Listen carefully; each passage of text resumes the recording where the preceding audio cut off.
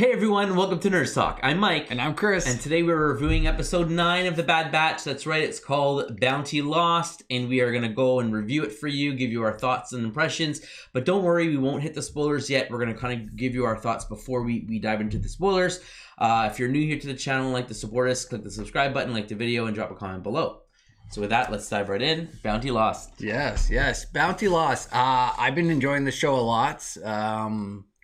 Even with the, I don't want to say filler episodes, but like the typical for a longer series, especially animated, there's going to be a couple arcs and some are slower than others. Mm-hmm. Even those episodes I've enjoyed. Lots of flashbacks to other characters. Mm-hmm. So I really like the, foreshadowing for some series down the road. And I really enjoyed it overall. Yeah, I completely agree. Really cool episode. We get to see a lot more of certain characters, which is really nice. And we got to get some confirmation on a character, stuff that we've been kind of pondering in the last few episodes of like exactly what's going on with that character. So that was really nice to see. And kind of like where we're going from here. Yeah. Still some questions to be answered, which is nice. So it's not everything there so far. Absolutely. But definitely you want to watch. This is an episode you don't want to miss. It gives you a lot more information on kind of what's going on, and I think will help set up kind of where we're going from, how the show is going to kind of end, the finale. So really awesome episode. So I definitely recommend you check it out. Bounty Lost, episode 9. And with that, we'll jump into the spoiler-filled section where we kind of go through and break down what we liked about the show and whatnot. So we start off with a couple ships flying, right? Yeah. So Crosshair's chasing his old crew and trying to shoot them down before they, fly off. Mm-hmm. And, as the Bad Batch are trying to, Clone Force 99 are trying to get their ship ready for hyperdrive, Hunter keeps kind of being hesitant because he wants to catch, the bounty hunter and get Omega back and everything. But, his team ends up convincing him that he's long gone and that they'll have to find him a different way, and that they won't be able to find her if they're gone, if Crosshair gets them, right? So it was nice to see Crosshair really determined. Still look like Dangar, I'm not gonna lie. It did, but it might just be, he's just bandaged, and we'll see how he looks afterwards, or if he keeps the bandages, or what goes on with him. So that's still an arc that's up in the air, and we'll I'm sure spin back to. I assume that will be season finale with him, because it's such a big part of the team. What will happen, his future and so on will be a huge part. So eventually they go off into light speed and off they go. So, and that's the end of Crosshair for at least this episode. That's right. Yeah. And then is this where we go to Cad Bane? Yes, we do. We're on Cad Bane's ship, and we see Omega that's in the jail. Yeah. And we see his droid, was it at 2000 or something? 2000, I think, is the droid's name. Yeah, he just calls him Toto. Toto, right? That's right, Toto. He's still, kind of without his leg and angry that her friend shot his leg off, essentially. Mm-hmm. And they have this, kind of back and forth. And then Cad Bane comes, and, we get that different music, the western-y kind of music intro every time he comes in to the frame, which is kind of cool. It gives him his own little theme song and gets that, I don't know, like that energy, kind of his feel. Yep. As a typical cowboy bounty hunter type character. Yeah. So we see him come and, kind of interact with Omega as well, saying, as long as you're good, we'll be fine. We're getting to our destination. And then he and Toto also have a little communication where, she picks up that Cad Bane's not very nice to Toto, but Toto just does whatever he's told, essentially. And he's trying to get Cad Bane to fix his leg and get him back going, kind of thing. Yep. So it's kind of interesting. But when Omega and Cad Bane were having a conversation, he introduced himself. He lifted up his hat. Did you see he had like kind of a plate on his head? Yeah. So I know we brought it up last episode, but the deleted scene of Boba Fett and Cad Bane shooting each other. Boba Fett gets dent in his helmet, and Cad Bane, it looks like he gets shot in the head as well. So we assume that it would be his end. So this kind of brings up two options that they could go. Either that's already happened in the past, and they do a flashback. It's just a flashback kind of thing, and that's how he survived. He got a metal plate, or he had another accident before, he has a metal plate. This situation is still to happen with Boba Fett and Cad Bane, and that's how he survives or doesn't survive. But I would assume he might survive. I'm guessing it's the latter. It's maybe just a flashback of it. I'm hoping they do the whole scene. Yeah. But it'll probably just be a flashback, unfortunately. So it was kind of interesting the first time he kind of takes off his hat and you can see that. I don't remember him doing it, at least from memory in Clone Wars at all. He kind of always had the hat on or some sort of disguise. We never actually see the top of his head. And it looks like he has a different hat from Clone Wars to now. So maybe, his old hat got damaged in the shootout with Boba Fett. So there could be lots of different things. So I'm really intrigued to see if they bring that up. I'm hoping they do. And then that was just kind of like a little Easter egg to show, what happened to him and how he survived, kind of thing. So I thought that was interesting. But yeah, so they, Omega picks up that she can kind of take advantage of Todo from all those conversations and decides to offer to fix his leg while he's trying to. He refuses, but she kind of says, well, I'm just a kid, what am I supposed to do? I'm still in the cell, this will help you out. Yeah. Your master's not very nice to you, kind of thing, and tries to be nice, but also show that, she's just a little kid. How bad can she be, kind of thing. That's where she actually, he unlocks it and she actually holds up her end of the bargain, fixes his legs, and then also deactivates him temporarily at the same time. Now, at this point, Cad Bane before she gets out, he messages to the Kaminoans, Lumasao and whatnot, that he's got her in tow and that she's alive and they're going to have to pay her and blah, blah, and then it's like, okay, meet us on the rendezvous point. And so then there's a conversation between them. Yes. And Tonway comes, who's in the actual movie, like Attack of the Clones, who spoke to Kenobi about the clones and whatnot. And he says, you're too close to this. Like, we're going to send Tonway to go retrieve her because all we need is her. And so we find out that she is an exact copy of Jango Fett. So basically the exact same thing as Boba Fett is a perfect copy, not a clone of a clone. And well, I shouldn't say unaltered, but unspliced, kind of like unduplicated, like a direct bloodline. Yeah, so basically she's Boba Fett's sister. Yes. Like that's basically what it comes down to. Boba Fett and her sister, they're both exactly same DNA coming directly from the host, so it's basically like the kids. Yeah. So she's completely going to be related to Boba Fett from DNA standpoint. Exactly. Now we do know that she is enhanced. We don't know how she's enhanced, but she is pretty much the closest genetic marker as they can get, and they want her back for her blood. And so Lama Su basically says, we just need her blood and then we can go kill her. I don't care. Like, we don't need her. Dispose of her pretty much, and she's done with it. That's all they need. It's just her. Yeah. And so the other Kaminoan is very upset at this. It doesn't want that to take place. And so I guess off-screen contacts her own contact for whatever. We'll get to that in a bit. Yeah. And so Tonway is sent out to go meet Cad Bane on the rendezvous. So Cad Bane back to the ship. She's getting out of the cell, getting the whole leg thing situated, and Cad Bane is now approaching the destination. Comes out of hyperspace, and then contacts Todo after he's been knocked out, and is like, "Hey, we need you to get up here," and realizes that he's not responding, so he decides to go down. In the meantime, Omega's running around looking for her comlink. Yes, because they took it away from her, and to try to contact the Bad Batch. So she finally finds it in the nick of time.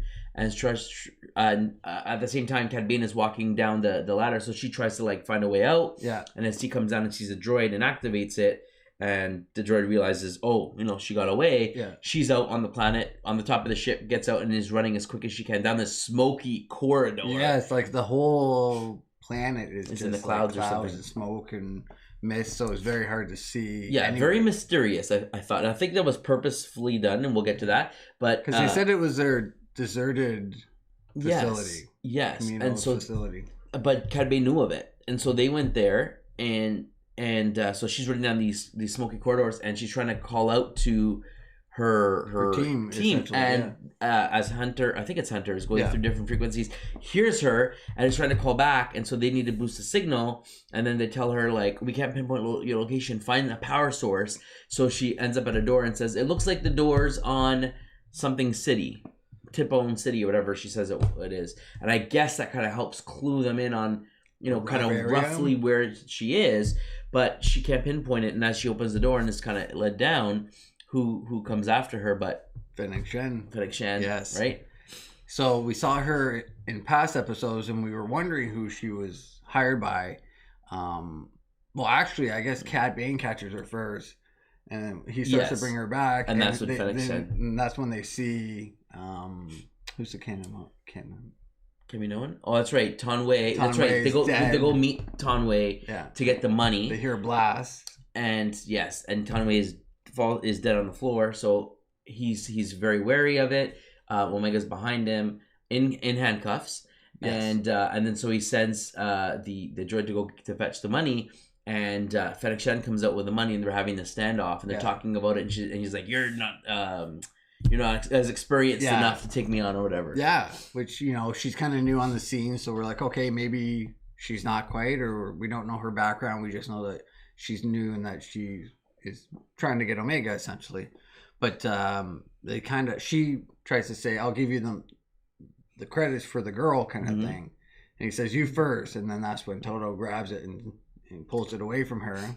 Yep. And I guess he ends up pulling too far that it breaks open. No. So he runs off with the money. Yeah. Then they start shooting at each other. Yeah. She throws a bomb. He kicks it back. And then it blows up. Or he throws a bomb. She kicks it. She turns and kicks it back and it explodes on the droid, which knocks the chest open and all the money goes around. And so now he's mad. And during the commotion, Omega starts running. Yeah.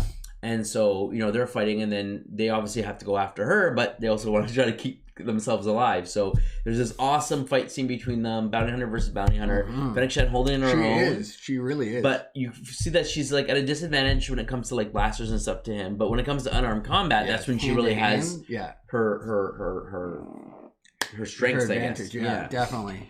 And some really cool moments there, back and forth, scuffling. Cad Bane kind of winning a scuffle, and then her coming back, and then she wins the scuffle, and they're going back and forth as Omega tries to escape. Eventually, she finds this room which has like, I guess, a satellite system, and so she uses it. When Cad Bane catches up to her, he smashes her comm because she can't use it anymore. So they don't know exactly where she is.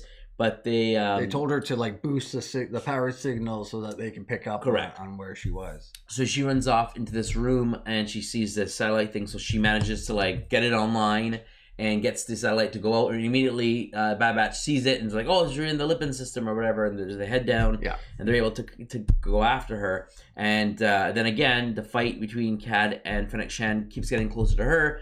So I think at this point, Fennec is that where she ties the bolas? Yeah. On Cad Bane. He goes over the cliff. Then he uses his jet boots to get back on. Very cool jet boots. And so now she's kind of sees like this ladder, so she starts heading down the ladder because she realizes while she's in the room that there are these pods. Well, I think Fennec Shen finds her in the thing first and says, "It's too late for that. They're not going to make it in time." Oh, that's right. I'm your best hope. I'm here for different reasons. That's right. I'm here to help you. That's right. And she's like, "Oh, why do the Kaminoans want me, or what's going on?" And she's like, "You already know that." Like, yeah, you already know. Yeah. You already know that answer, which I thought was really cool. That again, she's not really like trying to do the bad thing. She was hired by the I can't remember the name of the one that cares for her, but basically to come and bring her back alive. Or the other one, or hide her, like keep her away from. Correct. And then Lama Su is like, he's the one who sent out Cad Bane. He says, "You bring her back alive because we need the blood." Yeah. And then I don't care what happens to her after that. So it was very, very interesting to kind of see the both sides. Yeah. You think all the Kaminoans really care about the clones and their project, but they don't. They just want to get their money and contracts with the Empire. But some obviously do care as a motherly type figure. Yeah. That they're like their children. They see them, coming to this world, and they raise them and they feed them and so on. So it's funny because after this whole thing happens and she sees the pods, and so again the fight ensues. She goes down the ladder. Then Tobo comes and starts fighting her on the ladder, trying to knock her off. So she manages to jump on him and slowly descend down to the floor where these flight pods, as they call them, not really escape pods, flight pods are very similar to escape pods though. Yeah.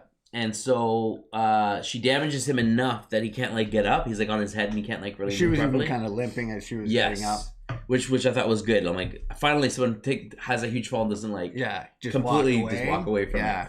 So she managed to get into the pod, and she's programming it. And of course, the Tobo gets to the front and says, "Where do you think you're going?" And so the pod takes off, and he grabs into the ship, and then obviously pulls off some sort of rips off some part and goes back. Part, yeah. And so Bane is questioning him, "Go get the ship, go get the ship," to go after her, right? And then so Fennec Shand runs away, goes into her ship, and then when Cad Bane gets into his is not working. His is disabled. Yeah. So it was Fennec Shand. Yeah. He disabled it when she first got there, I guess, right? Which is smart, right? As a bounty hunter, you want to get your exit out. You want to get all the other people's exits taken away so that you can get away clean and not have someone chasing you and shooting you from the back.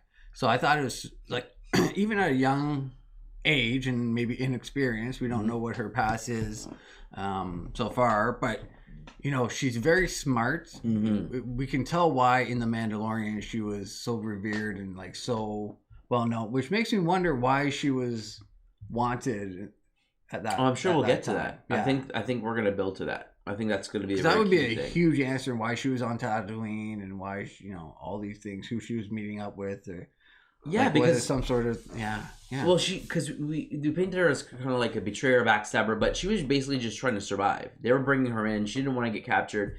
She would kill and cheat and lie, whatever, to get out, to keep herself alive. Yeah. She had her own motives. We didn't know what those motives were, and we were made to believe that she was some kind of shitty character, but we didn't get the full story. Yes. In this one, she was after Omega. She was sent by the Kaminoans, and now we find out that it was to save her life, because as she heads up, so Omega blasts off and then is basically headed for a crash landing, hits something, and then the door opens up and Wrecker's there. Yeah. And so the Bad Batch save her. She gets on board and they take off. Yeah. So Fennec Shand is heading out, and she's like, she radios to the main leader and says, "Hey, your clones or whatever got her, but I can follow them." And then she says, "It'll cost you more." Yeah, it'll cost you more. And she says, "Don't worry about it. As long as she's out of the hands of Lama Su, then we're safe. Good. Yeah. I'll send you the money. Like, your job's done. Thank you." And she goes, "Okay, well, you know where to find me." So she wasn't out after her. She didn't want to like bring her in or kill her. She just wanted to get paid. Yep. And her job was to keep her safe. Yeah. It was to take her away and bring her, I guess, to her, or keep her away from Lama Su. And that's what we found out, right? Yep. We got that information. She was paid and she's done. Whereas other bounty hunters would be like, "Well, she's valuable. I'll take my money. I'm going to go grab her and try to do something else with her," right? Yeah, exactly. So I think that she is kind of honorable to a certain extent. We'll have to kind of get more of her story. And I think the whole her wanted, I think there's going to be someone has the wrong side of the story. You know what I mean? Like, she did something good. Maybe she disobeyed the guild's rules in order like to do a something. Mandalorian and the child. That's what they what bent I got the rules because it was the right thing to do, and so now she's wanted, and not necessarily she like backstabbed and betrayed people, and she's like a ruthless killer. Yeah. So I think it'll be interesting to kind of get the true story, which I think we'll get more of in here, and then we'll get maybe more of her backstory in Book of Boba Fett as she retells some of her story, I think.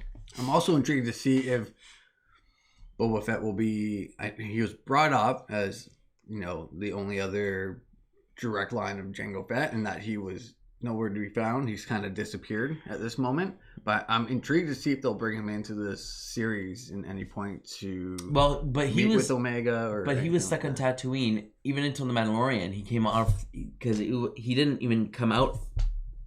He was introduced in Return of the in Mandalorian.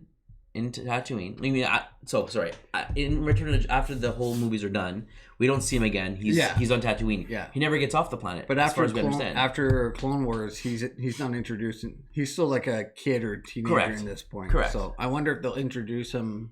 Well, he should be very similar to Omega's age, right? If not a few years older, because he was made beginning and I would say maybe a few years older. Yeah, but even so, like, he's not going to be like 25 at this point.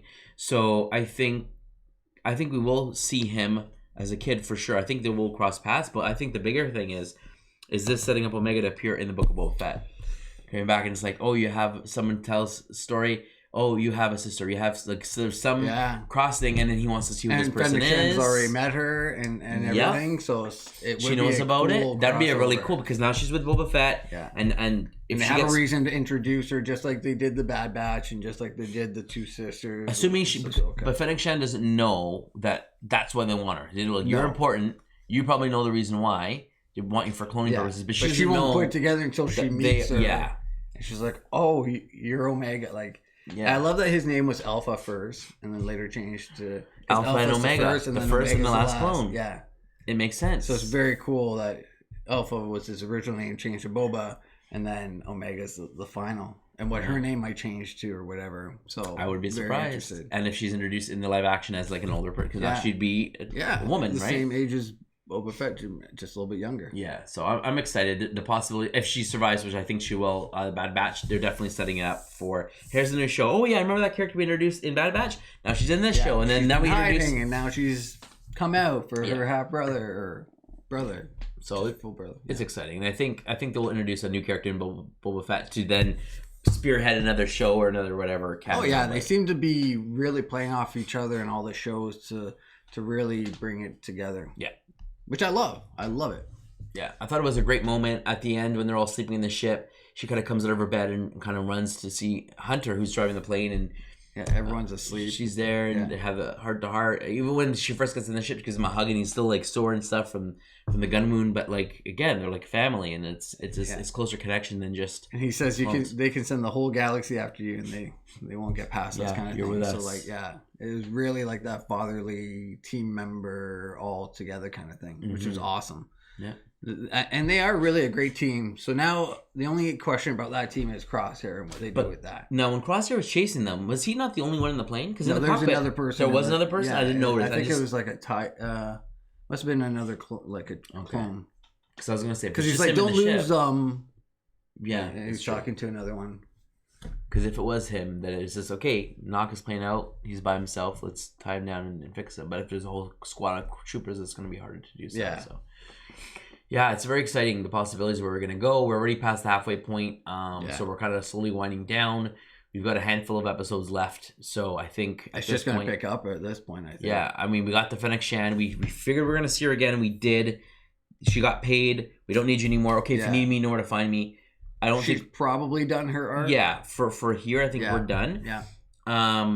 Cad Bane is gonna have a vengeance. He's probably gonna come after them. Yeah. And who knows? Maybe they'll bump into Boba Fett. Maybe there will be some thing. I don't know. We'll have I'm to hoping see. they bump into Boba Fett and Cad Bane, and then that's how that situation happens. And then they like get away, and maybe he doesn't know that she's her half sister till later, or half sister till later, or maybe he knows and says, maybe down the line we'll see each other or whatever it may be, right? Like, or maybe he's like, you're not my sister at all, you're not related to me or whatever. But it'll be very interesting to see if they bring him in, what will happen with Cad Bane. I do agree that we're not done with him yet. He's going to want some sort of revenge or to try and get his money still.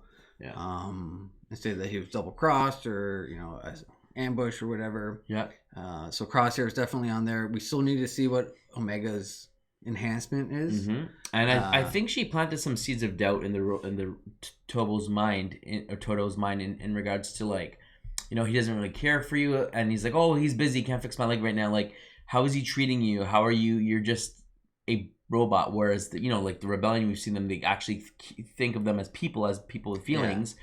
Whereas the dark side, the Empire is all they're just machines. Do your job, get out of my face, kind of thing. So yeah, although she did betray him, so I don't think she'll trust him anymore. True, that is true. But I wonder if it's like that whole conversation about like he doesn't care about you, this and that, and then maybe they'll say like, why don't you do this for me, or why don't and you they get help into me? fight, and then something happens where he decides to like, I don't know, do the right thing. But then again, they don't really have a conscience, so I don't know. It'll be interesting to kind of see how it plays out. Yeah.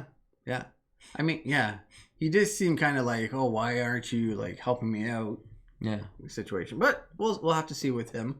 But yeah, I'm very, very intrigued to see what these next episodes are. We're just over half, like you said, and I think it's just going to ramp up. It'll be more and more exciting. Now, here's the big question I had. So they're on this planet that's been shut down.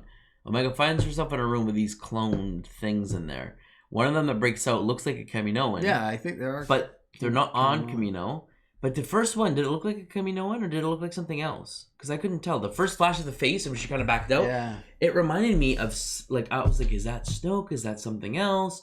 Like, what is it? It didn't, because it was a big head. It wasn't like the skinny neck, small head. It wasn't until the second one that broke that it was a Kaminoan. Yeah. And I'm like, I think are all the Kaminoans clones? I think they were. Of what, who though? cloned them. Yeah, Exactly. Is there more to this story and why they're so adept and know all about cloning? yeah. Like, there's something like why were they Is setting Snoke it some up? sort of hybrid of that? I don't know. Because he has a bald head. He's not long. He's skinny and like kind of long, but he's not like doesn't have a long he's not like neck. that. And things like that. He has some other features, but not. He's like a mix. But if this is where the Kaminoans were initially made, have the Remy's wife, whatever, sent over to Kamino and said, "This is your world. This is where you belong." Blah blah blah. And then you're going to be experts of cloning, and this is what you're going to do. Like, if they were made, if they were created and cloned, then who was their creator? What was their purpose? Why did they show us that? They didn't even have to have her show up in a room of clones. Yeah, could have just been a computer. Other than like her seeing a reflection and saying like, I'm a clone of someone, and maybe that's what they want me for. But what was inside there? It wasn't clones. It was a Kaminoan. So like, why? Why to show that specific creature with everything that's going on? Is it to let us know like even the Kaminoans don't realize like they are clones of? There's a bigger thing at work here. Maybe, Like, or maybe they were trying to do enhancements on themselves. yeah, or something like that. I don't know, but it was abandoned. Yes, Oddly enough. yeah. And if that was so their they said homeworld, that was their abandoned facility. yeah. I'm like, why was it abandoned? Like, it just seems like there's something more there. I'm kind of wondering, like, it's a tease. There's like, because they could have just put any creature in there or Yeah, whatever. for sure. But they put a Kaminoan in there, and I kind of feel like it was specific because we haven't seen them anywhere else other than episode 2 and in the Clone Wars on the planet, nowhere else. And their job was to create clones. And now we see that they are in these test tubes, basically being clones of themselves. That's for me. It just really is intriguing, and I want to know more about what's Definitely. that about. Yeah, same here. Yeah. I mean, they could go. Yeah, I mean, nowadays anything with Star Wars and Filoni and Favreau and anyone with those kind of minds, Lucas, I think everything's there for a reason. Yeah. There's no mistakes. There's little Easter eggs that either they want you to know about or they want to draw back to later on, or they might have plans for. Mm-hmm. Whatever it may be, there's always a purpose for them putting something or someone or an event into a show or movie or canon. Absolutely. At some point. Yeah, I completely agree. So yeah, it'll be really intriguing to see if they get to it, when they get to it, what show or comic or what it may be. Mm-hmm. Yeah. I don't think there's any other Easter eggs or any other references in there, right? Like that was pretty much it. Yeah, that was it for this episode. Yeah. But overall, very, very good episode. Yes. Lots of answers. Lots of cool action scenes. Yes. Love lots the bounty of hunter fighting. versus bounty Oh hunter. yeah, like The double flamethrowers. Yes, we see on- Cad Bane have double flamethrower, Yeah. similar to what Boba Fett had. Mhm. And so it was so cool to see that hand to hand. One getting the advantage and the other pulling back. So they were very well equally, in ability. Some had strengths and weaknesses, and they kind of counterbalanced each other. And I liked, so Cad Bane was very much an offensive player in regards to his arsenal. Flamethrowers, he had the jet boots, he had dual pistols, he had like bomb. exactly. Fennec Shand, being again a martial artist, good at unarmed combat, she has a pistol, but she had bolas, which is meant to disarm someone or to tie them up or whatever to stop them, right? Not necessarily kill someone. So I find that she's a little bit more on that side, and I thought that was really cool. Yeah, definitely. I love to see a little bit more uniqueness to the bounty hunters. Maybe she have a couple other tools in her kit, just like Mandalorian had the special like disintegration gun and the knife, and just I like to see a little bit more variety. So that's pretty cool. Yeah, Fennec Shand seemed to be a dead shot with the long rifle in the Mandalorian Yes. when they were on their speeder bikes. That's right. She was picking them off quite well until they were throwing the flares and things. Which makes me wonder, does she pick that up a lot better Later down on, the road? yeah. Because up till now, we've only seen her with short range pistols and stuff like That's that. right. So Yep. yeah, it's going to be interesting. Yeah. But there you have it, folks. That's our thoughts on episode 9, Bounty Lost. But let us know what you thought of this amazing episode. Drop a comment below if we missed any Easter eggs or anything else that we perhaps didn't talk about that you felt was extremely important. Shoot us an email at nerdstalkinfo@gmail.com. Like the video, subscribe to the channel. And as always, folks, stay nerdy.